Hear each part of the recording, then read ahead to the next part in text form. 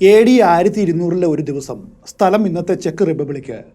വിശാലമായിട്ടുള്ള വയലേലകൾക്ക് നടുവിലൂടെ ഒരു കൂട്ടം മനുഷ്യർ നടന്നു വരികയാണ്. അവർ വരുന്നതിനൊപ്പം ചങ്ങലകൾ കിലുങ്ങുന്ന ശബ്ദവും കേൾക്കാം. ഒരു കൂട്ടം തടവുകാരായിരുന്നു അത്. ഇപ്പോൾ ഈ വയലിന് നടുവിലേക്ക് എത്തും മുൻപായിട്ട് അവർ അനേകം മൈലുകളോളം ചെക്ക് റിപ്പബ്ലിക്കിലൂടെ സഞ്ചരിച്ചിരുന്നു. അവരുടെ കൈകളിലും കാലുകളിലും ചങ്ങലകൾ ബന്ധിച്ചിരുന്നു. ചതുപ്പ് നിലങ്ങളും താണ്ടി കടന്നു വരുന്ന അവർക്ക് മുൻപിലും പിൻപിലുമായിട്ട് കുതിരപ്പുറത്ത് നിരവധി പടയാളികളും ഉണ്ടായിരുന്നു. ഈ തടവുകാർക്ക് അധികാരികൾ ഒരു വാഗ്ദാനം നൽകിയിരുന്നു. കുറച്ച് ദിവസങ്ങൾക്ക് മുൻപ് ഒരു ഡ്യൂക്ക്, അതായത് പ്രഭു, നേരിട്ട് ജയിലിലെത്തുകയും ചില തടവുകാരെ മാത്രം തിരഞ്ഞെടുത്ത് അവർക്കൊരു വാഗ്ദാനവും നൽകി. അവർ ചെയ്യേണ്ടത് ഇത്ര മാത്രമാണ്. ഒരു പഴയ കോട്ടയുണ്ട്. ആ കോട്ടയോട് ചേർന്ന് ഞങ്ങൾ ഒരു വലിയ കുഴി കണ്ടെത്തിയിട്ടുണ്ട്. ആ കുഴിയുടെ ആഴങ്ങളിൽ എന്താണ് ഉള്ളതെന്ന് കണ്ടെത്തുവാനായിട്ട് നിങ്ങൾ തയ്യാറാണെങ്കിൽ, അതിനു വേണ്ടിയിട്ട് തന്നോടൊപ്പം വരികയാണെങ്കിൽ, നിങ്ങളുടെ തെറ്റുകൾ ക്ഷമിക്കുവാനും ജയിലിൽ നിന്നും മോചിപ്പിക്കുവാനും അതുപോലെ വധശിക്ഷ ഒഴിവാക്കുവാനും ഗവൺമെൻറ് തയ്യാറാണ്. ഡ്യൂക്ക് ഇതിനായിട്ട് തിരഞ്ഞെടുത്തത് കൊലയാളികളും കള്ളന്മാരും ബലാത്സംഗം ചെയ്തവരും അടങ്ങുന്ന ഒരു കൂട്ടം ക്രിമിനൽസിനെ ആയിരുന്നു. അവർക്കും ഇതറിഞ്ഞപ്പോൾ വലിയ സന്തോഷമായി. അപൂർവമായിട്ടുള്ള ഈ അവസരം വേണ്ടവിധം ഉപയോഗിച്ച് സ്വാതന്ത്ര്യത്തിൻ്റെ ശുദ്ധവായു ആസ്വദിക്കുവാനായിട്ട് അവർ മത്സരിച്ചു. എന്നാൽ അവരപ്പോൾ ഒരു കാര്യം മനസ്സിലാക്കിയില്ല. നിസാരമെന്ന് തോന്നുന്ന ഇങ്ങനെ ഒരു കാര്യം ചെയ്താൽ ജയിൽ ശിക്ഷ റദ്ദ് ചെയ്യുമെന്ന വലിയൊരു ഓഫർ ഗവൺമെൻറ് മുൻപോട്ട് വയ്ക്കണമെങ്കിൽ അതത്ര നിസാരമല്ല എന്ന്.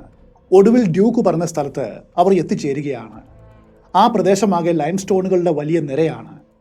വലിയൊരു ചുണ്ണാമ്പ് കല്ലിൻ്റെ പാറയുടെ മധ്യത്തിലായിട്ട് നൂറ്റാണ്ടുകൾ പഴക്കമുള്ള, ഏകദേശം നാശോന്മുഖമായിട്ട് മരം കൊണ്ട് നിർമ്മിച്ച ഒരു കോട്ടയാണ് അവരെ സ്വാഗതം ചെയ്തത്. അറിയാതെ ഒരു ഭയം അവരെ പിടികൂടി.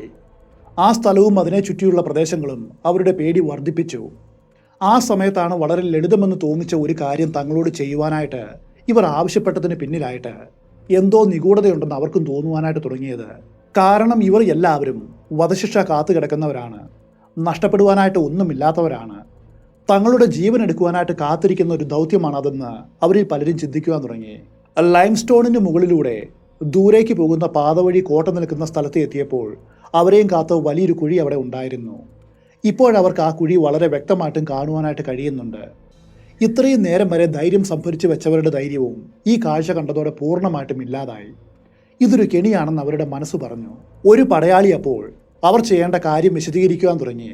നിങ്ങളെ ഓരോരുത്തരെയായിട്ട് നീളമുള്ള ഒരു കയറി കെട്ടി ഈ കുഴിയിലേക്ക് ഇറക്കി വിടും.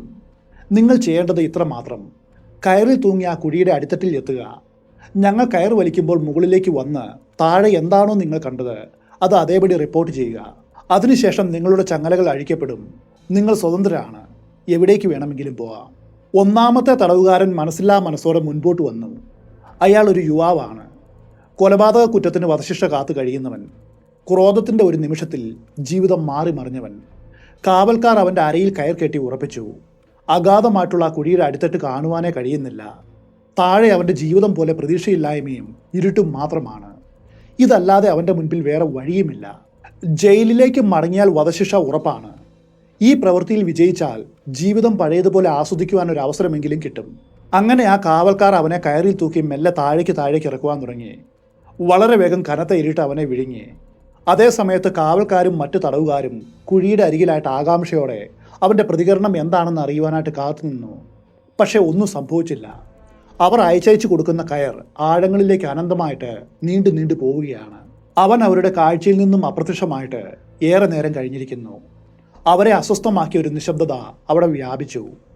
അപ്പോഴാണ് ആ നിലവിളി കേട്ടത്. അവർ കയറിൽ കെട്ടിയിറക്കിയ കുറ്റവാളിയുടെ ഭയത്തോടെയുള്ള അലർച്ചകൾ അഗാധമായിട്ടുള്ള കുഴിയുടെ ഭിത്തികളിൽ തട്ടി പ്രതിധ്വനിച്ചു. ഉടൻ തന്നെ കാവൽക്കാർ കയർ വലിച്ച് അവനെ മുകളിലേക്ക് വലിച്ചു കയറ്റുവാൻ തുടങ്ങി. മുകളിലേക്ക് വരുംതോറും അവൻ്റെ അലർച്ചകൾ ഉച്ചത്തിൽ കേട്ടു തുടങ്ങി. കുറച്ചു സമയത്തിന് ശേഷം കുഴിയുടെ താഴെയായിട്ട് അവർ അവൻ്റെ തലവട്ടം കണ്ടു. പക്ഷെ അയാൾക്ക് എന്തോ ഒരു മാറ്റം സംഭവിച്ചിട്ടുണ്ട്. കാഴ്ച അത്ര വ്യക്തമല്ലെങ്കിലും അവർക്കത് മനസ്സിലായി. ഒടുവിൽ ആ അന്ധകാരത്തിൽ നിന്നും മുകളിലെത്തിയ അവനെ കണ്ട സകലരും ഒന്നുപോലെ ഞെട്ടിത്തെറിച്ചു പോയി. കുറച്ച് മിനിറ്റുകൾക്ക് മുൻപ് അവനെ അവർ ആ കുഴിയിലേക്ക് ഇറക്കി വിട്ടപ്പോൾ അയാൾ ഒരു യുവാവായിരുന്നു. ഇപ്പോഴിതാ ഒരു വൃദ്ധനാണ് പുറത്തേക്ക് വരുന്നത്. അയാളുടെ മുഖത്ത് ആഴമുള്ള ചുളിവുകൾ നിറഞ്ഞിരുന്നു. മുടിയാകെ നരച്ചിരുന്നു. കണ്ണുകൾ ഭയം കൊണ്ട് വിടർന്നിരുന്നു. ഏതാനും നിമിഷങ്ങൾ കൊണ്ട് ആ യുവാവ് ജരാനരകൾ ബാധിച്ച ഒരു വൃദ്ധനായിട്ട് മാറിയിരിക്കുന്നു. അപ്പോഴും അവൻ ആ കുഴിയുടെ അടിത്തട്ടിൽ എത്തുവാനായിട്ട് കഴിഞ്ഞിരുന്നില്ല. എങ്കിലും അവിടെ എന്താണ് സംഭവിച്ചത് എന്നും അവൻ എന്താണ് കണ്ടത് എന്നും മറ്റുള്ളവർക്ക് അറിയണമായിരുന്നു. എന്തായിരുന്നു അവൻ നിലവിളിക്കുവാനുള്ള കാരണം? അവൻ്റെ രൂപത്തെ ഇത്ര വേഗം മാറ്റിയത് എന്താണ്? അങ്ങനെയുള്ള നിരവധി ചോദ്യങ്ങൾ. പക്ഷെ അവർക്ക് വേണ്ട കൃത്യമായിട്ടുള്ള ഉത്തരം പറയുവാൻ കഴിയുന്ന മാനസികാവസ്ഥയിലായിരുന്നില്ല അവൻ. അവൻ ആകെ മൊത്തം പറഞ്ഞത് അതിതാണ്. അതിൻ്റെ ഉള്ളിൽ കനത്ത ഇരുട്ടാണ്. അസഹനീയമായിട്ടുള്ള എന്തോ ദുർഗന്ധവും ഉണ്ടായിരുന്നു. പക്ഷെ അവനെ ഏറ്റവും അധികം ഭയപ്പെടുത്തിയത് അതൊന്നുമല്ലായിരുന്നു.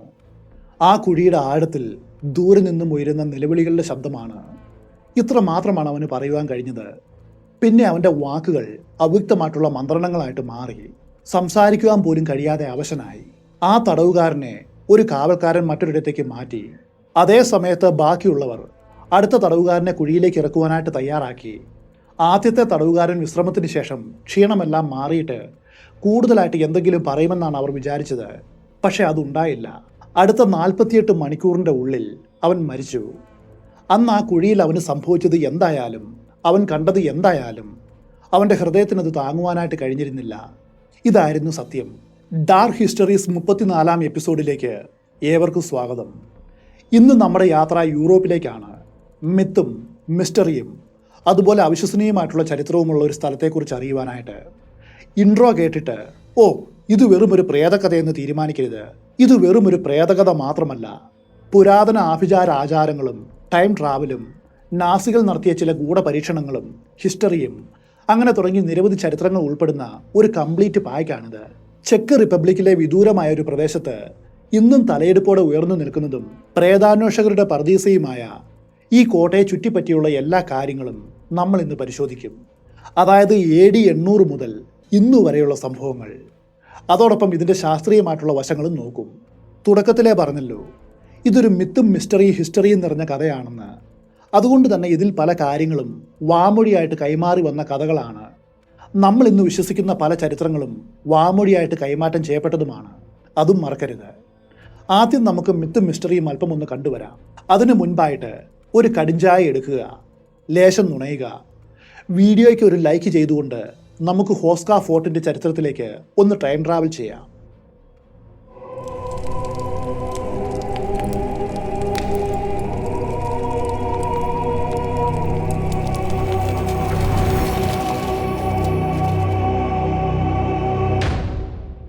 പ്രാഗിൻ്റെ വടക്കായിട്ട് ചെക്ക് റിപ്പബ്ലിക്കിലെ വിദൂരമായൊരു ചതുപ്പ് പ്രദേശത്താണ് ഹോസ്ക കോട്ട ഉള്ളത്. ഈ കോട്ട ഇന്നും അവിടെയുള്ള ഗവൺമെൻറ് നന്നായിട്ട് സംരക്ഷിച്ചു വരുന്നു. നിങ്ങൾ യൂട്യൂബിൽ ഹോസ്ക ഫോർട്ട് എന്ന് ടൈപ്പ് ചെയ്താൽ ധാരാളം ആളുകൾ അവിടെ പോയിട്ട് എടുത്ത വീഡിയോസ് കാണുവാനായിട്ട് കഴിയും. എന്നാൽ ഇന്നുള്ള രൂപത്തിലായിരുന്നില്ല പണ്ട് ഈ കോട്ട ഉണ്ടായിരുന്നത്. ഹോസ്ക കോട്ടയുടെ ചരിത്രം തുടങ്ങുന്നത് AD 800-കളുടെ അവസാനത്തിൽ പ്രിൻസ് ലാവോർ എന്ന രാജാവ് ഈ സ്ഥലം കണ്ടെത്തിയത് മുതലാണ്. അയാൾക്ക് ഇവിടം വളരെയധികം ഇഷ്ടപ്പെടുകയും അവിടെ മരം കൊണ്ടൊരു കോട്ട നിർമ്മിക്കുവാനായിട്ട് തീരുമാനിക്കുകയും ചെയ്തു. അക്കാലത്തെ നിർമ്മാണ രീതികളെല്ലാം മരം ഉപയോഗിച്ചാണ്. ചരിത്രകാരന്മാർ പറയുന്നത് പ്രിൻസ് തൻ്റെ മകന് ഒരു വീടിന് വേണ്ടിയാണ് ഈ കോട്ട നിർമ്മിക്കുവാനായിട്ട് ഉദ്ദേശിച്ചത് എന്നാണ്. പക്ഷേ അദ്ദേഹം എന്തുകൊണ്ടാണ് ഒറ്റപ്പെട്ടു നിൽക്കുന്ന ഈ സ്ഥലം അതിനു വേണ്ടിയിട്ട് തിരഞ്ഞെടുത്തു എന്നത് ഇന്നും ഒരു നിഗൂഢതയാണ്. പ്രാഗിൽ നിന്നും വളരെ ദൂരെയാണെങ്കിലും ഹോസ്കയും പരിസരവും നിരവധി ജനതകളെ പണ്ട് മുതലേ ആകർഷിച്ചിരുന്നു. അതിന് പുരാവസ്തുപരമായിട്ടുള്ള തെളിവുകളും കിട്ടിയിട്ടുണ്ട്. സ്ലാവിക് ജനതകളും കെൽറ്റുകളും ഒരു കാലത്ത് ഇവിടെ വസിച്ചിരുന്നു. ഹോസ്ക കോട്ട നിൽക്കുന്ന സ്ഥലത്തിനും ചില പ്രത്യേകതകളുണ്ട്. അതെല്ലാം നമുക്ക് കാണാം. എന്തായാലും കിങ് ലാവോർ കോട്ടയുടെ നിർമ്മാണം വളരെ വേഗത്തിൽ തുടങ്ങി വെച്ചു. അന്ന് മുതൽ അസാധാരണമായിട്ടുള്ള ചില പ്രതിഭാസങ്ങൾ അവിടെ കാണപ്പെടുവാനായിട്ട് തുടങ്ങി. കോട്ട പണിയുന്നതും അതിനു ചുറ്റുമുള്ള പ്രദേശവും ചുണ്ണാമ്പ് പാറകളാൽ നിറഞ്ഞതാണ്. അങ്ങനെ ഇരിക്കെ കോട്ടയുടെ നിർമ്മാണം പുരോഗമിക്കവേ ഒരു സംഭവമുണ്ടായി. ഒരു രാത്രിയിൽ തൊഴിലാളികൾ വലിയൊരു ശബ്ദം കേട്ടു. അടുത്ത ദിവസം പുലർച്ചെ പോയി നോക്കിയപ്പോൾ കണ്ട കാഴ്ച ഇതാണ്. അവർ കെട്ടിടം പണിയുവാനായിട്ട് ഉദ്ദേശിച്ച സ്ഥലത്തെ ചുണ്ണാമ്പ് കല്ല് പ്രതലം അത് കാണുവാനില്ല.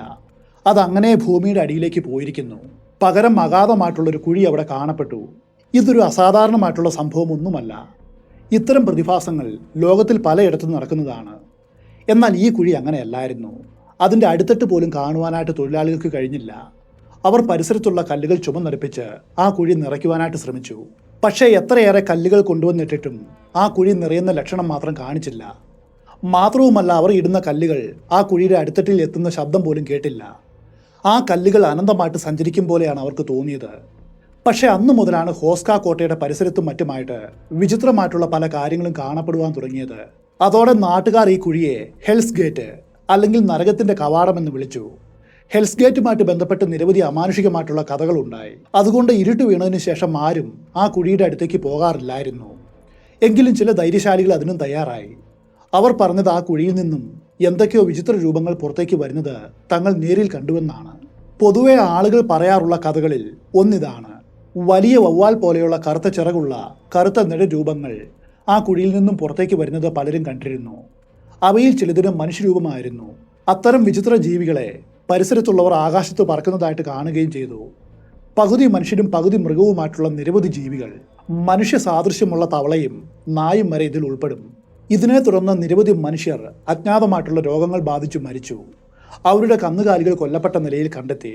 രാത്രി കാലങ്ങളിൽ ഇത്തരം ജീവികൾ അവരുടെ വളർത്തു മൃഗങ്ങളെ അപഹരിച്ചു. പ്രദേശത്തെ വിളകളെല്ലാം നശിച്ചു. ദേശത്തിന് മുകളിലായിട്ട് ശാപത്തിന്റെ നിഴൽ വീഴുകയായിരുന്നു. എന്തായാലും പ്രിൻസ് ലാവോറിന്റെ കുടുംബം ഒരിക്കലും ഈ കോട്ടയിലേക്ക് താമസിക്കുവാനായിട്ട് വന്നില്ല. കോട്ടയുടെ നിർമ്മാണ സമയത്ത് ആദ്യം വന്ന തൊഴിലാളികൾ പണി പൂർത്തിയാകും മുൻപേ പലായനം ചെയ്തു. പിന്നീട് മാറി മാറി വന്ന പല തൊഴിലാളി സംഘങ്ങളാണ് ആ പണി പൂർത്തിയാക്കിയത്. എല്ലാവർക്കും ഒരു കാര്യം പകലുപോലെ വ്യക്തമായിരുന്നു. ഈ പ്രദേശത്ത് അവർക്കറിയാത്ത എന്തോ ഉണ്ട്. ജനങ്ങൾ പറയുന്ന കഥകളിലെ വിചിത്ര ജീവികൾ പുറത്തേക്ക് വരുന്ന എന്തോ ഒന്ന്. അതോടെ സമീപ പ്രദേശങ്ങളിൽ ഉള്ളവർ അവിടം ഉപേക്ഷിച്ചു പോയി. അങ്ങനെ ഹോസ്ക കോട്ടയും പരിസരവും ജനവാസമില്ലാതെ പാഴും ശൂന്യവുമായി. അത് വിസ്മൃതിയിലായി. അങ്ങനെ ഏകദേശം 400 വർഷങ്ങൾ കടന്നു പോവുകയാണ്. 1200കളുടെ അവസാനത്തിൽ ബൊഹീമിയയിലെ ഡ്യൂക്കായിട്ടുള്ള ഓട്ടോ രണ്ടാമൻ ഉപേക്ഷിക്കപ്പെട്ട ഈ സ്ഥലത്തെക്കുറിച്ചും അവിടെയുള്ള വിചിത്രമായിട്ടുള്ള കഥകളെക്കുറിച്ചും അറിയുവാനായിട്ട് ഇടയായി. അദ്ദേഹമാണ് നാശോന്മുഖമായിട്ടുള്ള ആ മരക്കോട്ടയുടെ സ്ഥാനത്ത് കല്ലുകൊണ്ട് ബലവത്തായിട്ടുള്ള ഒരു കോട്ട നിർമ്മിക്കുവാനായിട്ട് ഉത്തരവിട്ടത്. ചില ഗവേഷകർ പറയുന്നത് ഹോസ്ക കോട്ട അദ്ദേഹം പ്രാദേശികമായിട്ട് ഭരണം നടത്തുവാനുള്ള ഒരു കെട്ടിടമാക്കിയിട്ട് മാറ്റുവാനായിട്ട് ഉദ്ദേശിച്ചിരുന്നു എന്നാണ്. എന്നാൽ ഇതിന് ചരിത്രപരമായിട്ടുള്ള തെളിവില്ല. ഡ്യൂക്ക് ഓട്ടോയും അയാളുടെ ആളുകളും ഈ സ്ഥലത്തെത്തിയ സമയത്ത് ഹോസ്ക കോട്ടയെക്കുറിച്ചും അവിടെയുള്ള ഹെൽ ഗേറ്റിനെക്കുറിച്ചുമുള്ള സകല കഥകളും അറിഞ്ഞിരുന്നു. അവർക്കിതിൽ വലിയ താല്പര്യവും ഉണ്ടായിരുന്നു, അതോടൊപ്പം ഭയവും. ഈ കഥകളിൽ എന്തെങ്കിലും സത്യമുണ്ടോ എന്ന് അറിയാൻ അവർ തീരുമാനിച്ചു. അതിനുവേണ്ടിയാണ് വീഡിയോയുടെ തുടക്കത്തിൽ നമ്മൾ കണ്ട തടവുകാരെ ആ കുഴിയിലേക്ക് ഇറക്കുവാനുള്ള പദ്ധതി അവർ തയ്യാറാക്കിയത്. ഹെൽ ഗേറ്റിലേക്ക് ഇറക്കിവിട്ട ആദ്യത്തെ തടവുകാരന് എന്ത് സംഭവിച്ചുവെന്ന് ഇതിനോടകം നമുക്കറിയാം. അതിനുശേഷം ആ കുഴിയിലേക്ക് ഇറക്കപ്പെട്ട മറ്റെല്ലാ തടവുകാർക്കും സമാനമായിട്ടുള്ള കാര്യങ്ങൾ സംഭവിച്ചുവെന്ന് പറയപ്പെടുന്നു. നിരവധി തടവുകാർ വാർദ്ധക്യം ബാധിച്ചാണ് തിരിച്ചു വന്നത്. പലർക്കും സുബോധം നഷ്ടമായി. എന്നാൽ ഒരു തടവുകാരൻ മാത്രം അവരിൽ നിന്നും വ്യത്യസ്തനായിരുന്നു. അവനെ അവർ ഒരു നിമിഷത്തേക്ക് മാത്രമാണ് ആ കുഴിയിലേക്ക് ഇറക്കിയത്. അല്പം താഴേക്ക് പോയതും അവൻ അലറി വിളിച്ചുകൊണ്ട് തന്നെ പുറത്തേക്ക് വലിച്ചെടുക്കണമെന്ന് ആവശ്യപ്പെട്ടു. അവർ വേഗം അവനെ പുറത്തേക്ക് വലിച്ചെടുത്തു. വിറച്ചുകൊണ്ട് ആ തടവുപുള്ളി പറഞ്ഞ കാര്യങ്ങൾ ഇതാണ്: ആ ദ്വാരത്തിന് താഴെയായിട്ട് പൈശാചികമായിട്ടുള്ള എന്തോ ഉണ്ട്. തന്നെ ഇനി താഴേക്ക് ഇറക്കരുത്. താൻ ചെയ്ത കുറ്റങ്ങൾക്കുള്ള ഏത് ശിക്ഷയും സ്വീകരിച്ചു കൊള്ളാം. വീണ്ടും ആ കുഴിയിലേക്ക് പോകുന്നതിനേക്കാളും ഭേദം തൂക്കുകയറാണെന്ന് അവൻ പറഞ്ഞു. ആ കുഴിയുടെ ഉള്ളിൽ എന്താണ് ഉള്ളതെന്ന സമസ്യ ഇന്നുവരെയും പരിഹരിക്കുവാനായിട്ട് കഴിഞ്ഞിട്ടില്ല. എങ്കിലും ഡ്യൂക്കും കൂട്ടരും കോട്ടയുടെ നിർമ്മാണവുമായിട്ട് മുൻപോട്ട് പോയി. ആദ്യം അവർ ആ കുഴിയുടെ മുകളിൽ നല്ല വലിപ്പവും കനവുമുള്ള കല്ലിൻ്റെ പാളികൾ അടുക്കി വെച്ച് ആ കുഴിയാകെ മൂടി. എന്നിട്ട് അതിന് മുകളിലായിട്ട് ഒരു ചാപ്പൽ നിർമ്മിച്ചു. ആ കുഴിയിലുള്ള പൈശാചിക ശക്തി പുറത്തേക്ക് വരാതിരിക്കുവാനാണ് അപ്രകാരം ചെയ്തത്. ഇത് അക്കാലത്തെ ഒരു സാധാരണ രീതിയായിരുന്നു. അശുദ്ധമെന്ന് കരുതപ്പെടുന്ന, പ്രത്യേകിച്ചും പൈശാചിക ശല്യമുണ്ടെന്ന് ആളുകൾ വിശ്വസിക്കുന്ന സ്ഥലത്ത് വിശുദ്ധിയെ പ്രതിനിധാനം ചെയ്യുന്ന ചാപ്പലുകൾ നിർമ്മിച്ച് തിന്മയുടെ ശക്തികളെ നേരിടുക. അതായിരുന്നു അന്നത്തെ രീതി. ഇന്നും നിങ്ങൾ ഹോസ്ക കോട്ടയിൽ പോവുകയാണെങ്കിൽ അന്ന് പണിത ചാപ്പലും ചുവരിൽ വരച്ചിട്ട പുരാതനമായിട്ടുള്ള പെയിൻറ്റിങ്ങുകളും കാണുവാൻ കഴിയും. ആ ചാപ്പൽ തന്നെയാണ് ഈ കോട്ടയുടെ പ്രധാന ആകർഷണ കേന്ദ്രവും. അതിൽ വരച്ചു വെച്ചിട്ടുള്ള ഒരു ചിത്രത്തിന് വളരെ പ്രത്യേകതയുണ്ട്. മിഖായേൽ മാലാഖ ഒരു ചെകുത്താനെ കുന്തം കൊണ്ട് കുത്തുന്ന ചിത്രമാണത്. ആ ചിത്രങ്ങളിൽ വേറെയും ചില കാര്യങ്ങൾ കാണാം. അന്നുള്ളവർ എന്താണോ കണ്ടത് അതുമായിട്ട് വളരെയധികം പൊരുത്തമുള്ള നിരവധി ഹൈബ്രിഡ് ജീവികളെ ഈ ചിത്രങ്ങളിൽ കാണാം. പകുതി മനുഷ്യനും പകുതി മൃഗവുമായ ഒരു ജീവിയെ അവിടെ വരച്ചു വെച്ചിട്ടുണ്ട്. അതിൻ്റെ മേൽഭാഗം സ്ത്രീയുടെ ശരീരവും കീഴ്ഭാഗം ഏതോ മൃഗത്തിൻ്റെയുമാണ്. ആ സ്ത്രീ കൈകളിൽ ഒരു വില്ല് കുലച്ചു പിടിച്ചിട്ടുണ്ട്. അതിനും ഒരു പ്രത്യേകതയുണ്ട്. ഇടത് കൈകൊണ്ടാണ് ആ രൂപം വില്ല് വലിക്കുന്നത്. അക്കാലത്ത് അത് തിന്മയുടെ പ്രതീകമായിട്ട് പരിഗണിച്ചിരുന്നു. ഇനി ഹോസ്ക കോട്ടയുടെ മറ്റു ചില പ്രത്യേകതകൾ കൂടി നോക്കാം. ഈ കോട്ട അനവധി നൂറ്റാണ്ടുകൾക്കിടയിൽ പലതവണ പുതുക്കി പണിയപ്പെട്ടു. പലരും ഇത് വാങ്ങുകയും വിൽക്കുകയും ചെയ്തു. കോട്ട വാങ്ങിയ പുതിയ ഉടമസ്ഥർ അവരുടെ ഇഷ്ടപ്രകാരം അതിൽ പല മാറ്റങ്ങളും വരുത്തിയതുകൊണ്ട് ആദ്യം പണിത കോട്ടയുടെ രൂപം എന്താണെന്ന് മനസ്സിലാക്കുവാനായിട്ട് നമുക്ക് യാതൊരു വഴിയുമില്ല. എന്നാൽ എത്രയൊക്കെ പുതുക്കി പണിതാലും ഈ കോട്ടയ്ക്ക് മൊത്തത്തിലുള്ള ഒരു ഘടനയുണ്ട്. അതിനു മാത്രം മാറ്റം വന്നിട്ടുമില്ല. സാധാരണയായിട്ട് എല്ലാ കോട്ടകളും വീടുകളും നിർമ്മിക്കുന്നത് പുറത്തു നിന്നും അകത്തേക്ക് കടക്കുന്ന രീതിയിലാണ്. പക്ഷേ ഹോസ്ക കോട്ട അതിന് നേർ വിപരീതമാണ്. ഇതിൻ്റെ നിർമ്മിതി അകത്തു നിന്നും പുറത്തേക്കാണ്. ഒരു ക്യൂബിൻ്റെ ഉള്ളിൽ മറ്റൊരു ക്യൂബ് എടുത്തു വെച്ചാൽ എങ്ങനെ ഇരിക്കും? അതുപോലെ അനേകം ക്യൂബുകളാകുമ്പോഴോ? അങ്ങനെയാണ് ഇതിൻ്റെ നിർമ്മിതി. കെട്ടിടത്തിന് ജനാലകൾ വളരെ കുറവാണ്. കോട്ടയുടെ മുകളിൽ നിന്നും പുറത്തേക്ക് വില്ലാളികൾക്ക് അമ്പ ചെയ്യുവാനായിട്ട് കഴിയുന്ന പ്രതിരോധ മതിലുകളോ മറ്റ് സംവിധാനങ്ങളോ ഇല്ല. അതിൻ്റെ അർത്ഥം ഇത് നിർമ്മിച്ചവരും പിന്നീട് പുതുക്കി പണിതവരും പുറത്തു നിന്നുമുള്ള ഒരു ശത്രുവിനെയല്ല ഭയപ്പെട്ടത്, മറിച്ച് അകത്തു നിന്നും പുറത്തേക്ക് വരുന്നൊരു ശത്രുവിനെയാണ്. അത് എന്തായാലും പുറത്തേക്ക് ചാടാതിരിക്കുവാൻ വേണ്ടിയാണ് ഇതിൻ്റെ നിർമ്മാണം. കൂടാതെ ഹൂസ്ക കോട്ട നിർമ്മിച്ച സ്ഥലം തന്നെ വിചിത്രമായിട്ടുള്ളൊരു തെരഞ്ഞെടുപ്പാണ്. കാരണം രാജ്യത്തെ സംരക്ഷിക്കേണ്ട തന്ത്രപരമായിട്ടുള്ള യാതൊരു സ്ഥാനവും ഇവിടെയില്ല. അടുത്തെങ്ങും വെള്ളം പോലുമില്ല. ആദ്യകാലത്ത് ഇവിടെ ആഹാരം പാകം ചെയ്യുവാനായിട്ട് ഒരു അടുക്കള പോലും നിർമ്മിച്ചിരുന്നില്ല. കൂടാതെ വ്യാപാര പാതകളിൽ നിന്നും വളരെ ദൂരെയാണിത്. ആരും ഇവിടേക്ക് വരുവാനായിട്ട് ഇത് നിർമ്മിച്ചവർ ആഗ്രഹിച്ചിരുന്നില്ല. അമാനുഷികമായ ഒരു ശക്തിയെ അടക്കി നിർത്തുവാനാണ് ഇത് നിർമ്മിച്ചത് എന്ന് വ്യക്തമാണ്. അവർ ആ പാതാളക്കുഴി മൂടിയിട്ട് അതിനു മുകളിൽ ചാപ്പൽ നിർമ്മിച്ച് കോട്ട പണിതെങ്കിലും പ്രശ്നങ്ങൾ അവിടം കൊണ്ടും അവസാനിച്ചില്ല. അതിനുശേഷവും കോട്ടയുടെ മുകളിലായിട്ട് ചിറകുള്ള ജീവികൾ കാണപ്പെടുന്നുണ്ട് എന്ന് പലരും പറഞ്ഞു. ഇനി ഞെട്ടിക്കുന്ന കാര്യം, ഇത്തരം ഭയപ്പെടുത്തുന്ന കഥകൾ അന്നുള്ളവർ മാത്രമല്ല ഇന്നുള്ളവരും പറയുന്നുണ്ട്. അത്തരം ഏതാനും കഥകൾ കൂടി നോക്കിയിട്ട് ഹോസ്ക കോട്ടയുമായിട്ട് ബന്ധപ്പെട്ട് കിടക്കുന്ന ചില ടൈം ട്രാവൽ കഥകളിലേക്കും അഡോൾഫ് ഹിറ്റ്ലറും കൂട്ടരും അവിടെ നടത്തിയ പരീക്ഷണങ്ങളിലേക്കും നമുക്ക് പോകാം. ചില രാത്രികളിൽ കോട്ടയെ ചുറ്റിയുള്ള കാടുകളിലൂടെ ഒരു കുതിര ഓടുന്നത് പലരും കണ്ടിട്ടുണ്ട്. കാട്ടുകുതിരകൾ വനത്തിൽ സർവ്വസാധാരണമാണ്. അത് വല്ലതുമായിരിക്കുമെന്ന് വിചാരിച്ചാൽ അവിടെ തെറ്റി. ഈ കുതിരയെ കണ്ടവർ പറയുന്നത് അതിന് തലയില്ലായിരുന്നു എന്നാണ്. കഴുത്തിൽ നിന്നും രക്തം ചീറ്റി ഒഴുകുന്ന നിലയിലാണ് അത് ഓടി വരാറ്. അതും മനുഷ്യരെ സമീപിക്കുന്നതിൻ്റെ ഒപ്പം തന്നെ അപ്രത്യക്ഷമാകും. ഇതാണ് ഒരു കഥ. മറ്റൊരു കഥ സമാനമായിട്ടുള്ള രീതിയിൽ തലയില്ലാതെ രക്തം വാർന്നൊഴുകി നടക്കുന്ന ഒരു പുരുഷന്റെ രൂപത്തെക്കുറിച്ചാണ്. പലരും ഇതിനെ നേരിൽ കണ്ടിട്ടുണ്ട്. ആളുകൾ തന്നെ കണ്ടുവെന്ന് മനസ്സിലാകുമ്പോൾ പൊടുന്നനെ അത് അപ്രത്യക്ഷമാകും. ചിലപ്പോൾ നാണം കൊണ്ടാവാം. അടുത്ത കഥ കോട്ടയ്ക്ക് ചുറ്റുമായിട്ട് നടക്കുന്ന കറുത്ത വസ്ത്രം ധരിച്ച തടവുകാരുടെ ഒരു മാർച്ചിനെ കുറിച്ചാണ്. പ്രത്യേക പെർമിഷൻ ഉണ്ടെങ്കിൽ ഹോസ്ക കോട്ടയിൽ നമുക്ക് താമസിക്കുവാനായിട്ട് കഴിയും. രാത്രിയുടെ ഏതോ യാമത്തിലായിരിക്കും അവർ വരിക. ചങ്ങലകൾ കിലുങ്ങുന്ന ശബ്ദമായിരിക്കും നിങ്ങളുടെ ഉറക്കം കളയുന്നത്. ജാലകം വഴി പുറത്തേക്ക് നോക്കുമ്പോൾ കാണുന്ന കാഴ്ചയപ്പോൾ ഇതായിരിക്കും. ഒരു കൂട്ടം മനുഷ്യർ കോട്ടയ്ക്ക് ചുറ്റുമായിട്ട് നടക്കുന്നു. അവർ ധരിച്ചിരിക്കുന്നത് പഴയ കാലത്തുള്ള ഒരുതരം കറുത്ത വസ്ത്രങ്ങളാണ്. എല്ലാവരും നീളമുള്ള ചങ്ങലകളാൽ ബന്ധിക്കപ്പെട്ടിരിക്കുന്നു. അവിടെ താമസിച്ച പലരും ഇത്തരം കാഴ്ചകൾ കണ്ടുവെന്ന് പറഞ്ഞിട്ടുണ്ട്. പ്രേതങ്ങളുടെ ആ പരേഡ് സൂക്ഷിച്ചു നോക്കിയവർ മറ്റൊരു കാഴ്ച കൂടി കണ്ടു. അവർ തങ്ങളുടെ കൈകളിൽ എന്തോ വാരിയടുക്കി പിടിച്ചിട്ടുണ്ട്. അത് അവരുടെ ശരീരത്തിലെ അവയവങ്ങളായിരുന്നു. ഒരു കൂട്ടം നായ്ക്കൾ ഈ തടവുകാരെ പിന്തുടരുന്നുണ്ട്. ആ നായ്ക്കൾ അവരെ കടിച്ചു കീറി അവരുടെ അവയവങ്ങൾ പറിച്ചെടുക്കുന്നു. അവർ ആ നായ്ക്കളെ തടയുന്നില്ല, മറിച്ച് നായ്ക്കൾ പറിച്ചെടുത്ത തങ്ങളുടെ ശരീരഭാഗങ്ങൾ എടുത്തുകൊണ്ട് വീണ്ടും നടക്കുന്നു. ഇതാണ് ആ കാഴ്ച. ഹോസ്ക കോട്ടയുടെ സമീപത്തുള്ള ചുണ്ണാമ്പ് കല്ലിൽ പുരാതനമായിട്ടുള്ള ചില ചിത്രങ്ങളും അടയാളങ്ങളുമുണ്ട്. പണ്ടുള്ളവർ ഒരിക്കൽ ഇവിടം തങ്ങളുടെ ആരാധനാലയമായിട്ട് ഉപയോഗിച്ചിരുന്നു. ക്രിസ്ത്യാനിറ്റിയുടെ വരവോടെ ഇത്തരം വിശ്വാസങ്ങൾ ഇല്ലാതെയായി. എങ്കിലും ചിത്രങ്ങളിലും മറ്റുമായിട്ട് അവരുടെ വിശ്വാസത്തിൻ്റെ അടയാളങ്ങൾ ഇപ്പോഴും കണ്ടെത്താം. ചാപ്പലിൻ്റെ ചുവരുകളിൽ പോലും ഇത് കണ്ടറിയുവാനായിട്ട് കഴിയും. ഗൂഢശാസ്ത്രത്തിലും മന്ത്രവാദത്തിലും താല്പര്യമുള്ളവരെ ഈ കോട്ടയും പരിസരവും കാലാകാലങ്ങളായിട്ട് ആകർഷിച്ചിരുന്നു. അത്തരമൊരു കഥ കൂടി നമുക്ക് കാണാം. 1630 ഒരു കൂട്ടം കൂലിപ്പടയാളികൾ ഒറൻഡോ എന്ന ആളുടെ കീഴിൽ ഈ കോട്ട കീഴടക്കി. എന്നിട്ട് അവിടെ താമസവും തുടങ്ങി. ഒറൻഡോയും അവൻ്റെ അനുയായികളും നിഷ്ഠൂരന്മാരായിട്ടുള്ള കൊള്ളക്കാരായിരുന്നു. അവനും അനുയായികളും ചുറ്റുമുള്ള നാടുകളിൽ കവർച്ചയും ബലാത്സംഗവും നടത്തുക പതിവായിരുന്നു.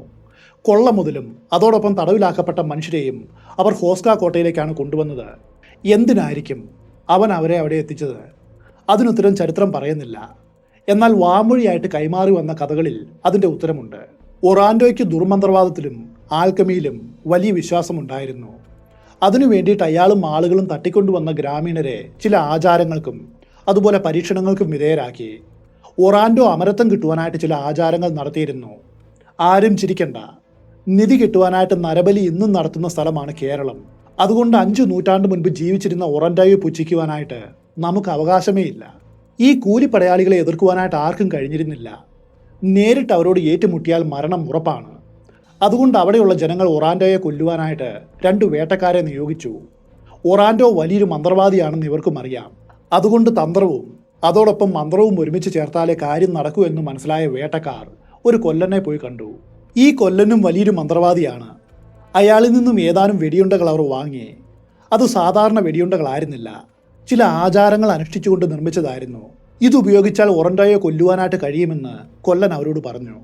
ഒരു രാത്രിയിൽ മുൻകൂട്ടി നിശ്ചയിച്ച പ്രകാരം ഈ വേട്ടക്കാർ കോട്ടയുടെ അടുത്തെത്തി. ഒറാൻഡോ താമസിക്കുന്ന മുറിയുടെ ജനാല തുറന്നു കിടക്കുന്നത് ദൂരെ നിന്നും കാണാം. മുറിയുടെ ഉള്ളിലായിട്ട് പ്രകാശമുണ്ട്. മെഴുകുതിരി വെളിച്ചത്തിൽ അയാൾ എന്തോ വായിക്കുകയാണ്. ഈ വേട്ടക്കാർ ഒറാൻഡോയെ നേർത്ത ശബ്ദത്തിൽ പേര് ചൊല്ലി വിളിച്ചു. അയാൾ അത് കേട്ടു. ഇത്രയും വൈകിയ സമയത്ത് തന്നെ വിളിച്ച് ശല്യപ്പെടുത്തുവാനായിട്ട് ധൈര്യം കാണിച്ചത് ആരാണെന്നറിയുവാൻ അയാൾ ജനാലയുടെ അടുത്തേക്ക് വന്നു. ശത്രുവിനെ സൗകര്യത്തിന് കിട്ടിയതും വേട്ടക്കാർ നിറയൊഴിച്ചു. അയാളുടെ നെറ്റിക്കിടയിലൂടെയാണ് വെടിയുണ്ട കയറിയത്. കാര്യം കഴിഞ്ഞതും വേട്ടക്കാർ ജീവനും കൊണ്ട് അവിടെ നിന്നും ഓടി രക്ഷപ്പെട്ടു. പക്ഷേ ഒറാൻഡോ അപ്പോഴും മരിച്ചിരുന്നില്ല.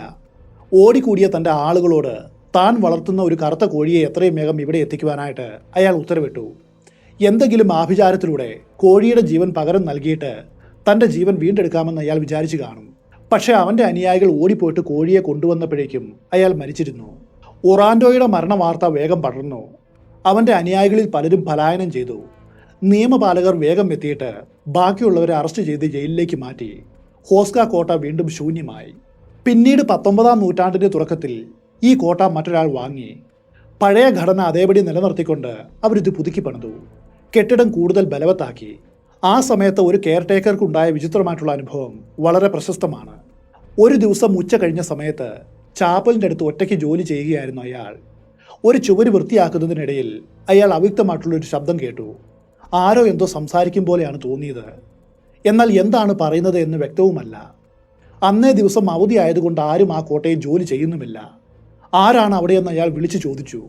പക്ഷേ മറുപടി കിട്ടിയില്ല. എന്നാൽ ആ ശബ്ദങ്ങൾ നിലയ്ക്കുന്നുമില്ല. തൻ്റെ പണിയായുധങ്ങൾ നിലത്ത് വെച്ച വാതിലും വലിച്ചു തുറന്ന് അയാൾ പുറത്തേക്ക് വന്നു.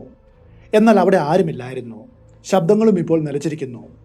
പൊടുന്നനെ ഒരു നിമിഷത്തെ നിശബ്ദതയ്ക്ക് ശേഷം ആ മന്ത്രണം വീണ്ടും ആരംഭിച്ചു. ഇപ്പോൾ ഒന്നിലധികം ശബ്ദങ്ങൾ തനിക്ക് ചുറ്റുമായിട്ട് മുഴങ്ങും പോലെയാണ് അയാൾക്കപ്പോൾ തോന്നിയത്. അപ്പോഴാ ശബ്ദങ്ങൾ വീണ്ടും ഉച്ചത്തിലായി. താൻ ഇപ്പോൾ കേൾക്കുന്നത് പരിചിതമല്ലാത്ത മറ്റൊരു ഭാഷയാണെന്ന് മാത്രം അയാൾക്ക് മനസ്സിലായി. അത് വരുന്നത് ചാപ്പലിൻ്റെ ചുവരുകളിൽ നിന്നുമാണെന്ന് തോന്നി.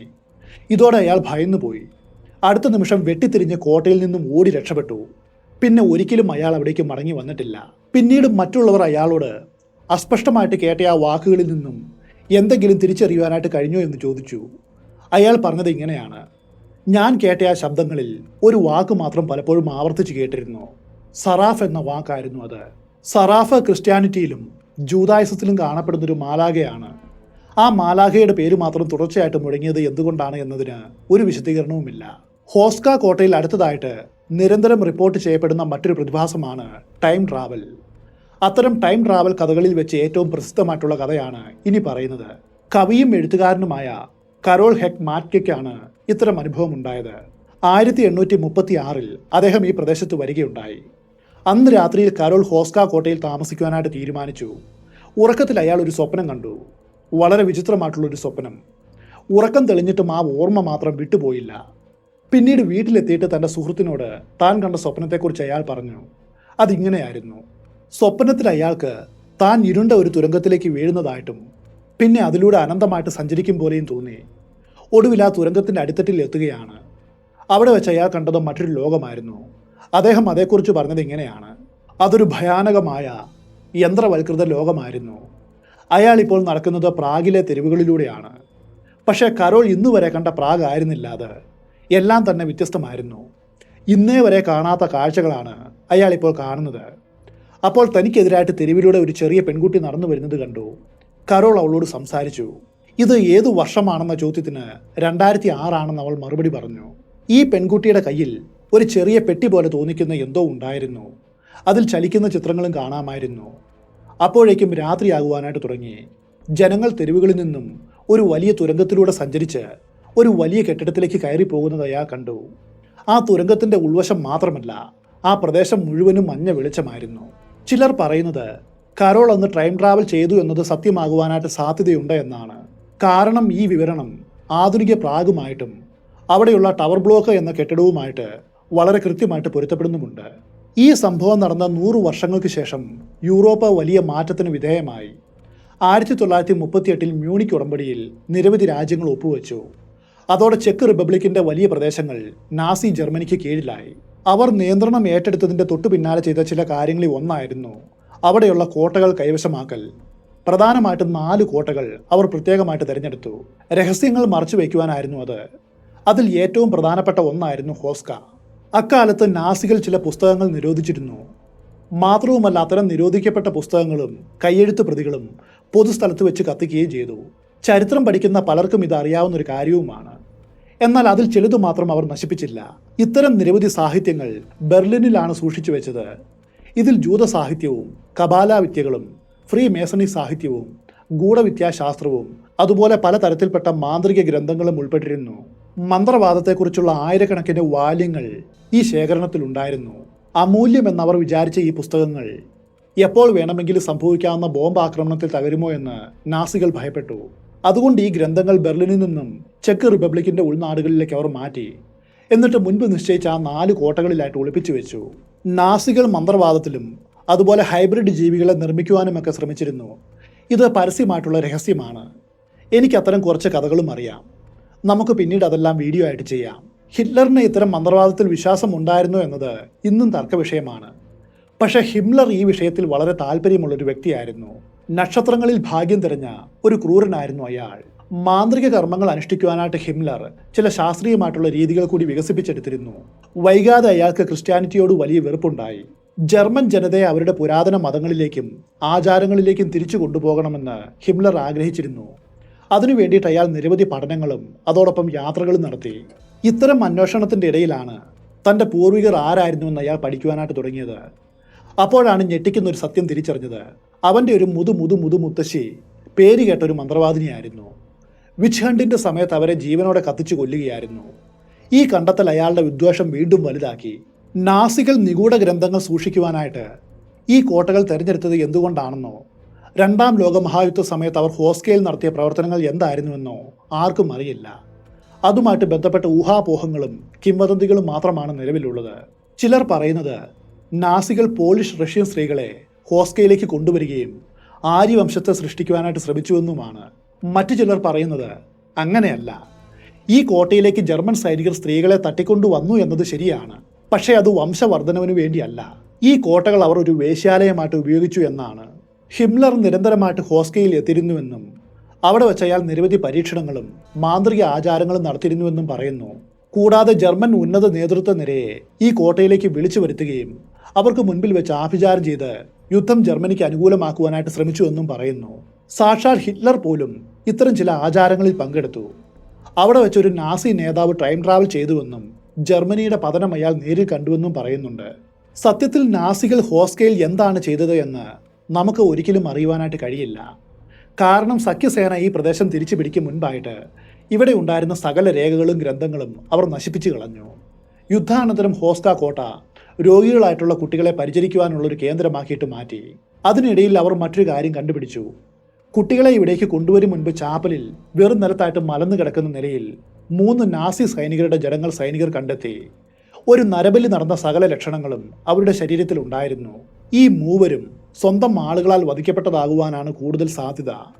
കാരണം ഈ പ്രദേശത്ത് വെച്ച ഒരു യുദ്ധവും നടന്നതിൻ്റെ രേഖകളില്ല.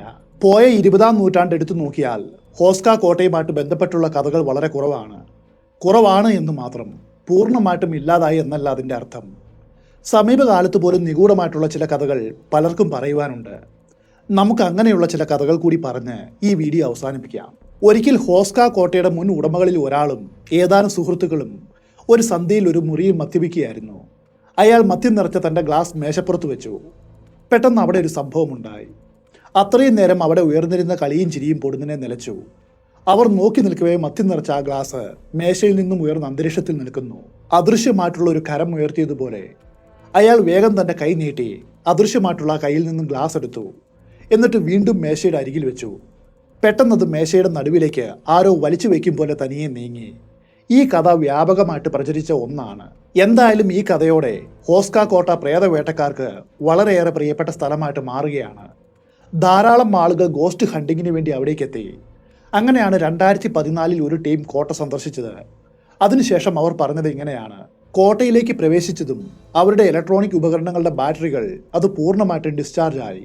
ഇവിടേക്ക് വരും മുൻപ് അവർ എല്ലാ ബാറ്ററികളും പൂർണ്ണമായിട്ടും ചാർജ് ചെയ്തതാണ്. അതോടൊപ്പം ചാപ്പലിൽ നിന്നും വിചിത്രമായിട്ടുള്ള ശബ്ദങ്ങളും കേട്ടു. ടീമിലെ ഒരംഗത്തിന് തൻ്റെ നെഞ്ചിൽ തീ കത്തും പോലെ തോന്നി. അയാൾ വേഗം ടീഷർട്ട് ഉയർത്തി നോക്കിയപ്പോൾ കണ്ടത് നെഞ്ചിൽ പൊള്ളലേറ്റ ഒരു പാടാണ്. തൊട്ടു പിന്നാലെ വാതിലുകളും ജനലുകളും തുറന്നടയുകയും ഹാളുകളിൽ വെച്ചിട്ടുള്ള നിരവധി വസ്തുക്കൾ ചലിക്കുന്ന ശബ്ദവും ഉയർന്നു. അതോടെ ജീവനും കൊണ്ട് അവർ ഓടി രക്ഷപ്പെട്ടു. കഴിഞ്ഞ 1999 മുതൽ ഈ കോട്ട പൊതുജനങ്ങൾക്ക് സന്ദർശിക്കുവാനായിട്ട് തുറന്നുകൊടുത്തു. എന്നാൽ കോട്ടയുടെ കാവൽക്കാർ പറയുന്നത് ഒരു രാത്രിയിൽ കൂടുതൽ ആർക്കും അവിടെ താമസിക്കുവാനായിട്ട് അനുവാദം നൽകില്ല എന്നാണ്. കാരണം പ്രേതാന്വേഷകനായിട്ടുള്ള ഒരാൾ ഏതാനും ദിവസം ഈ കോട്ടയിൽ താമസിക്കുവാനായിട്ട് വന്നിരുന്നു. പക്ഷേ ഒരു രാത്രിയിൽ അയാൾ തൻ്റെ കിടപ്പുമുറിയുടെ ജനാലയിൽ നിന്നും താഴേക്ക് ചാടി ആത്മഹത്യ ചെയ്തു. അന്നു മുതലാണ് ഇവിടെയുള്ള താമസം പരിമിതപ്പെടുത്തിയത്. കോട്ടയുടെ മുൻപിലെ നടപ്പാതയിലൂടെ കടന്നു പോകുന്ന നിഴൽ രൂപങ്ങൾ പൊതുവെ നിരുപദ്രവകരമാണെന്ന് പറയപ്പെടുന്നു. തങ്ങളുടെ ജീവനെടുത്ത് ആ കുഴിയെ നിരീക്ഷിക്കുവാനാണത്രേ അവരങ്ങനെ ചുറ്റി നടക്കുന്നത്. അതുപോലെ ഒരു ദിവസം സന്ധ്യയിൽ കോട്ടയിലിരുന്ന് ആഹാരം കഴിച്ചിരുന്ന ഒരു ദമ്പതികൾ തങ്ങൾക്ക് മറ്റൊരു അനുഭവം ഉണ്ടായെന്ന് പറഞ്ഞു. അവർ ആഹാരം കഴിച്ചുകൊണ്ടിരിക്കുമ്പോൾ പെട്ടെന്ന് നിലത്ത് എന്തോ വീഴുന്ന വലിയൊരു ശബ്ദം കേട്ടു. എന്താണ് കാരണമെന്ന് അറിയുവാനായിട്ട് അവിടേക്ക് നോക്കിയപ്പോൾ ഒന്നും കണ്ടില്ല. എന്നിട്ട് തിരിഞ്ഞു നോക്കിയപ്പോൾ മറ്റൊരു കാഴ്ചയാണ് കണ്ടത്. കറുത്ത വസ്ത്രം ധരിച്ച, മുഖം അവ്യക്തമായ, പകുതി സുതാര്യമായിട്ടുള്ള 2 രൂപങ്ങൾ കുറച്ച് ദൂരെയായിട്ട് നിൽക്കുന്നു. പെട്ടെന്ന് ആ രൂപങ്ങൾ അവരുടെ നേർക്ക് വേഗത്തിൽ എന്തൊക്കെയോ മന്ത്രിച്ചുകൊണ്ട് നീങ്ങി വന്നു. അതോടൊപ്പം അത് മങ്ങി അപ്രത്യക്ഷവുമായി. പിന്നീട് ഈ ദമ്പതികൾ പറഞ്ഞത് ഇങ്ങനെയാണ്: ആ രൂപങ്ങൾ ഏതോ പെൺകുട്ടികളെ കൊല്ലുന്നതിനെ പറ്റിയാണ് സംസാരിച്ചത് എന്നാണ്. സൈക്കിക് കഴിവുകൾ ഉള്ളവരും ഹോസ്കയിൽ സന്ദർശനം നടത്തിയിട്ടുണ്ട്. അവരിൽ ചിലർ പറയുന്നത് ചില സമയവും കാലവും ഒത്തുവരുമ്പോൾ ഇവിടെ ടൈം ട്രാവൽ നടക്കുമെന്നാണ്. സൈക്കിക് എബിലിറ്റി ഉള്ള ഒരു ഐറിഷുകാരൻ പറഞ്ഞത് ഈ കോട്ടയിൽ ഒരു രഹസ്യമുറി ഉണ്ടെന്നും അതാണ് ടൈം ട്രാവൽ ചെയ്യിക്കുന്നത് എന്നുമാണ്. എങ്കിലും ഒരാളെ ശാരീരികമായിട്ട് സമയസഞ്ചാരം നടത്തുവാനായിട്ട് ഈ കോട്ട അനുവദിക്കില്ല. ഉറക്കത്തിലോ മറ്റോ അത് അനുഭവിക്കാനായിട്ട് കഴിയും. ഇനി ടൈം ട്രാവലുമായിട്ട് ബന്ധപ്പെട്ട അവസാനത്തെ കഥയിലേക്ക് കൂടി നമുക്ക് കടക്കാം. അലക്സാൻഡ്ര മക്കൻസി എന്ന ക്ലിനിക്കൽ ഹിപ്നോതെറാപ്പിസ്റ്റിന് ഹോസ്ക കോട്ടയെക്കുറിച്ചും അതിനെ ചുറ്റിപ്പറ്റിയുള്ള വിചിത്രമായ കഥകളെക്കുറിച്ചും നിരവധി കാര്യങ്ങൾ അറിയാമായിരുന്നു. ഒരിക്കൽ അവിടെ സന്ദർശിക്കണമെന്ന് അവൾ തീരുമാനിച്ചു. ആ കോട്ട തന്നെ ക്ഷണിക്കും പോലെ അവൾക്ക് തോന്നി. ഒരു ദിവസം രണ്ടും കൽപ്പിച്ച് അവൾ ഹോസ്ക കോട്ടയിലേക്ക് പുറപ്പെട്ടു. കോട്ടയിലെത്തിയ ഉടൻ തന്നെ കുപ്രസിദ്ധമായിട്ടുള്ള ആ ചാപ്പലിലേക്കാണ് നടന്നത്. പക്ഷേ അതിൻ്റെ വാതിൽക്കൽ എത്തിയപ്പോൾ എന്തോ തന്നോട് അകത്തേക്ക് കടക്കരുത് എന്ന് പറയും പോലെ അവൾക്ക് തോന്നി. ആ മുന്നറിയിപ്പിനെ മാനിച്ചുകൊണ്ട് അവൾ പുറത്തേക്ക് നടന്നു. എന്നിട്ട് പരിസരം ഒന്ന് ചുറ്റിക്കാണുവാനായിട്ട് തീരുമാനിച്ചു. അതിനായിട്ട് അടുത്തുള്ള ഒരു കുന്നിൻ്റെ മുകളിലൂടെ നടക്കുമ്പോൾ അതിശക്തമായിട്ടുള്ള ഒരു കാറ്റ് അലക്സാന്ദ്രയെ കടന്നുപോയി. പെട്ടെന്ന് കാര്യങ്ങളാകെ മാറി മറിഞ്ഞതായിട്ട് അവൾക്ക് തോന്നി. അവൾ ശരീരത്തിലേക്ക് നോക്കിയപ്പോൾ കണ്ടത് താൻ ഇത്രയും നേരം ധരിച്ചിരുന്ന വസ്ത്രങ്ങളായിരുന്നില്ല. മറിച്ച് അവൾ ഇപ്പോൾ തൂവള്ള വസ്ത്രം ധരിച്ചാണ് നിൽക്കുന്നത്. അരയിൽ പൂക്കൾ കൊണ്ട് നെയ്ത ഒരു ബെൽറ്റ് കെട്ടിയിരുന്നു. തൻ്റെ രൂപം ഒരു പുരോഹിതയെപ്പോലെ തോന്നിച്ചുവെന്നാണ് അവൾ പിന്നീട് പറഞ്ഞത്. യാന്ത്രികമെന്നോണം അവൾ ആ കുന്നിൽ നിന്നും കോട്ടയിലേക്ക് നടന്നു. പോകുന്ന വഴിയിൽ വെച്ച് ഏതാനും യുവതികൾ കൂടി അവളോടൊപ്പം ചേർന്നു. എല്ലാവരും ഒരേ വസ്ത്രമാണ് അണിഞ്ഞിട്ടുള്ളത്. ഒരു ഘോഷയാത്രയിൽ പങ്കെടുക്കും പോലെയാണ് അവർ നടന്നത്. അപ്പോൾ വീണ്ടും ആ കാറ്റ് വീശി. കാര്യങ്ങൾ പിന്നെയും മാറി മറിഞ്ഞു. തങ്ങൾ എല്ലാവരും പൂർണ്ണമായിട്ടും നഗ്നരാണെന്ന് അലക്സാന്ദ്ര മനസ്സിലാക്കി. അപ്പോഴാണ് അവൾക്ക് അതിശക്തമായിട്ടുള്ളൊരു ബോധോദയം ഉണ്ടായത്. അതെ, തങ്ങൾ ഇപ്പോൾ പോകുന്നത് മരണത്തിലേക്കാണ്. ഹോസ്ക കോട്ടയിൽ നരബലിക്ക് ഇരയാകുവാൻ പോവുകയാണ് എല്ലാവരും. കോട്ടയുടെ ഉള്ളിലേക്ക് കാലുകുത്തിയതും അവളുടെ ഓർമ്മ കുഴഞ്ഞു മറിഞ്ഞു. സ്വബോധം വീണ്ടെടുക്കുവാനായിട്ട് അല്പസമയമെടുത്തു. അപ്പോൾ താൻ മുൻപ് നിന്ന കുന്നിൽ സാധാരണ വസ്ത്രവും ധരിച്ച് നിൽക്കുന്നതായിട്ട് അവൾ കണ്ടു. അലക്സാന്ദ്രയ്ക്ക് എന്തായിരിക്കും സംഭവിച്ചത്? സമയസഞ്ചാരം ചെയ്ത് പുരാതനമായിട്ടുള്ള ഒരു ആചാരത്തിൻ്റെ ഭാഗമാവുകയായിരുന്നു അവൾ. ഹിംലറും കൂട്ടരും നടത്തിയ നരബലികളുടെ പുനരാവിഷ്കാരമായിരിക്കുമോ അവിടെയൊന്ന് നടന്നത്? അല്ലെങ്കിൽ അതിനു മുൻപ് നടന്ന എന്തെങ്കിലും ആചാരത്തിൻ്റെ? ഇനി ഈ എപ്പിസോഡിൻ്റെ തുടക്കത്തിൽ പറഞ്ഞതുപോലെ നമുക്ക് ലഭ്യമായിട്ടുള്ള ഇതിൻ്റെ യുക്തിപരമായിട്ടുള്ള നിഗമനങ്ങളിലേക്ക് പോകാം. ഗവേഷകർ പറയുന്നത് ഇവിടെ വെച്ച ആളുകൾ കണ്ടുവെന്ന് പറയുന്ന എല്ലാ കാര്യങ്ങളും, അവർക്കുണ്ടായിട്ടുള്ള അനുഭവങ്ങളും, അവരന്ന് കണ്ട കാഴ്ചകളും, അങ്ങനെ തുടങ്ങി എല്ലാം 100% സത്യമാണ്. എന്നാൽ അതിന് ചില വിശദീകരണങ്ങൾ കൂടിയുണ്ട്. ഇവിടെ വില്ലൻ പ്രകൃതിയാണ്. ചുണ്ണാമ്പ് കല്ലുകളാണല്ലോ ഇവിടമാകെ ഉള്ളത്. അതിൽ നിന്നും പുറത്തേക്ക് വരുന്ന ഏതെങ്കിലും തരത്തിലുള്ള വാതകമായിരിക്കാം ഇത്തരം തോന്നലുകൾക്ക് കാരണം. അങ്ങനെയാകാം അവർക്ക് തങ്ങൾ വിചിത്രമായിട്ടുള്ള രൂപങ്ങളും മറ്റും കാണുകയും ടൈം ട്രാവൽ ചെയ്തു എന്നുമൊക്കെ തോന്നിയത്. നൂറ്റാണ്ടുകൾക്ക് മുൻപ് മുതൽ ആളുകൾക്ക് ഇത്തരം അനുഭവങ്ങൾ ഉണ്ടായിരിക്കണം. അതോടെ നിരവധി നിറം പിടിപ്പിച്ച കഥകൾ രൂപപ്പെട്ടു. അത്തരം കഥകൾ ഹോസ്ക കോട്ടയ്ക്ക് ഭയാനകമായിട്ടുള്ള ഒരു പരിവേഷം നൽകി. കഥകൾക്ക് മരണമില്ലാത്തതുകൊണ്ട് വർഷങ്ങൾ കഴിഞ്ഞിട്ടും മനുഷ്യർക്ക് ആ സ്ഥലത്തോടുള്ള പേടി മാറിയില്ല. എല്ലാ കോട്ടകൾക്കും ഉള്ളതുപോലെ ഈ കോട്ടയ്ക്കും പുറത്തു നിന്നുമുള്ള ആക്രമണത്തെ ചെറുക്കുവാനായിട്ട് നിരവധി സന്നാഹങ്ങൾ ഉണ്ടായിരുന്നിരിക്കാം. കുറഞ്ഞ പക്ഷം കോട്ടയ്ക്ക് ചുറ്റും ഒരു ട്രെഞ്ചെങ്കിലും കാണാതിരിക്കില്ല. എന്നാൽ വർഷങ്ങൾ നീണ്ട പുതുക്കി പണിയിലിനിടയിൽ അത് മൂടിപ്പോയതാവാം. ഇതാണ് അവർ നൽകുന്ന വിശദീകരണം. ശ്രദ്ധിക്കുക, ഇതെല്ലാം വിശദീകരണങ്ങൾ മാത്രമാണ്. ശാസ്ത്രീയമായിട്ട് ഇത്തരം ഹാലൂസിനേഷൻ ഉണ്ടാക്കുന്ന വാതകങ്ങൾ ആ ചുണ്ണാമ്പ് കല്ലുകൾ പുറപ്പെടുവിക്കുന്നുണ്ടോ എന്നും മുൻപ് അവിടെ കിടങ്ങുകൾ ഉണ്ടായിരുന്നോ എന്നൊന്നും ആരും തെളിയിച്ചിട്ടില്ല. എന്തായാലും ഹോസ്ക കോട്ടയുടെ ശൈലിയും അതുപോലെ അതിൻ്റെ ഉള്ളിലെ ചിത്രങ്ങളും വളരെ അസാധാരണമായിട്ടുള്ള ഒന്നാണ്. പ്രത്യേകിച്ചും ചാപ്പലിലെ ചിത്രങ്ങൾ. നിങ്ങൾക്ക് എന്താണ് തോന്നുന്നത്? ഈ കോട്ടയും അതിൽ മറയ്ക്കപ്പെട്ട പാതാളക്കുഴിയും ജനങ്ങൾ കണ്ടുവെന്ന് പറയുന്ന ഹൈബ്രിഡ് ജീവികളും അതുപോലെ ടൈം ട്രാവൽ കഥകളും ഇതൊക്കെ വെറും അന്ധവിശ്വാസമാണോ? അല്ലെങ്കിൽ അമാനുഷികമായിട്ടുള്ള എന്തെങ്കിലും രഹസ്യം ഈ കോട്ടയിൽ ഉണ്ടായിരിക്കുമോ? നാസികളുടെ കാര്യം വിടുക, അവർ ഇവിടം താവളമാക്കിയിരുന്നു എന്നതിനും ഒക്കൾട്ട് ബുക്കുകൾ ഇവിടെ ശേഖരിച്ചു വെച്ചിരുന്നു എന്നതിനും തെളിവുകളുണ്ട്. പക്ഷേ എന്തിനായിരിക്കും അവരിവിടം തിരഞ്ഞെടുത്തത്? പുരാതന ജനതകൾ വിശുദ്ധ സ്ഥലമായിട്ട് കണ്ട ഈ സ്ഥലത്ത് മന്ത്രവാദ കർമ്മങ്ങൾ നടത്തി അതിൽ നിന്നും ശക്തി ആർജിക്കുവാനായിട്ട് അവർ ആഗ്രഹിച്ചിരുന്നു. അതിനായിട്ട് നരബലികൾ ഇവിടെ നടന്നിട്ടുണ്ടോ? ഇതെല്ലാം ഉത്തരമില്ലാത്ത ചോദ്യങ്ങളാണ്. അതിന് ഉത്തരം വേണമെങ്കിൽ പക്ഷേ ഒരു കാര്യം ചെയ്താൽ മതിയാവൂ. നമ്മൾ നേരെ ഹോസ്ക കോട്ടയിൽ പോയി ഒരു രാത്രി തങ്ങുക. ഭാഗ്യമുണ്ടെങ്കിൽ ശരിയായ സമയത്ത് ശരിയായ സ്ഥലത്താണ് നമ്മൾ ഉറങ്ങുന്നത് എങ്കിൽ ഒരു സ്വപ്ന സഞ്ചാരം നടത്തുവാനും അതുവഴി ആ നിഗൂഢത പരിഹരിക്കുവാനും കഴിയുമായിരിക്കും. ഈ വീഡിയോ ഇവിടെ തീരുകയാണ്. ലൈക്കുകളും കമൻറ്റുകളും ചെയ്യുവാനായിട്ട് മറക്കരുത്. ചാനൽ പുതിയതായിട്ട് കാണുന്നവർ സബ്സ്ക്രൈബ് ചെയ്യുന്ന കാര്യവും ഒന്ന് പരിഗണിക്കുക.